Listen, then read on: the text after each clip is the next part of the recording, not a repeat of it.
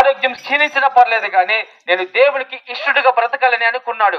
అయితే ఈ ధనవంతుడు అనుకున్నాడు, నా డబ్బు ఉంది, ధనం ఉంది, ఐశ్వర్యం ఉంది అని. అయితే ఒకానొక సమయమున ఈ ధనవంతుడు లాజరు కూడా చనిపోవడం జరిగింది. ప్రియ దేవుని బిడ్డలారా, అందుకే దేవుని వాక్యం చెలవిస్తుంది, మరణము అందరికీ వచ్చును. ధనవంతుడికి మరణం వస్తుంది, లేని వారికి మరణం వస్తుంది, దీన స్థితిలో ఉన్న వారికి కూడా మరణం వస్తుంది. అయితే మరణించిన తర్వాత ఇష్టానుసారంగా బ్రతికిన ఈ యొక్క ధనవంతుడు దేవుని రాజ్యంలోనికి వెళ్ళక ఇదిగో ఆ నిత్య నరకంలో కాలిపోతూ అంటున్నాడు, అయ్యో ప్రభువా, ఇదిగో నా ఇంకా అన్నదమ్ములు ఉన్నారు, ఇంకా భార్య బిడ్డలు ఉన్నారు, మా బంధువులు ఉన్నారు, అయ్యా ఒక్కసారి నన్ను ఈ మరణము నుండి, ఈ యొక్క ఆ అగ్ని నరకము నుండి ఆయన తప్పించు అని ప్రార్థన చేస్తూ ఉన్నాడు. ప్రియ దేవుని బిడ్డలారా, అయితే లాజరు ఈ లోకంలో ఉన్నప్పుడు చాలా దీన స్థితిలో ఉన్నాడు.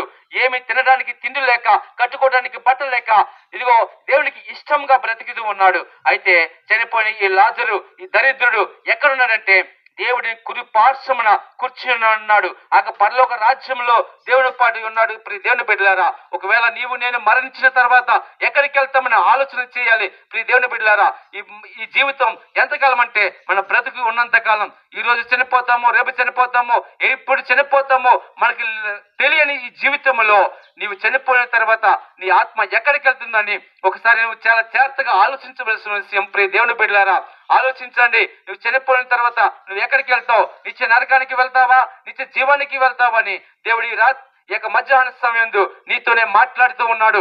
ఒకవేళ ఇది అనుకూల సమయం, ఒకవేళ ఇంకా నువ్వు దేవుని నమ్ముకోలేదా, అసలు యేసుక్రీస్తు ప్రభువారిని మేము ఎందుకు నమ్ముకోవాలయ్యా, అసలు యేసుక్రీస్తు ప్రభువారిలో ఏమిటి ఈ మాధుర్యం, ఏమిటి ఈ ప్రేమ, ఏమిటి మీరు ఎలా తెలుసుకున్నారని అనుకుంటే, ఇదిగో మా టీం వారు మధ్యకి వచ్చి ఉన్నారు, కరపత్రాలు ఇస్తూ ఉన్నారు. ఆ కరపత్రాలు మీరు తీసుకోండి, చదవండి.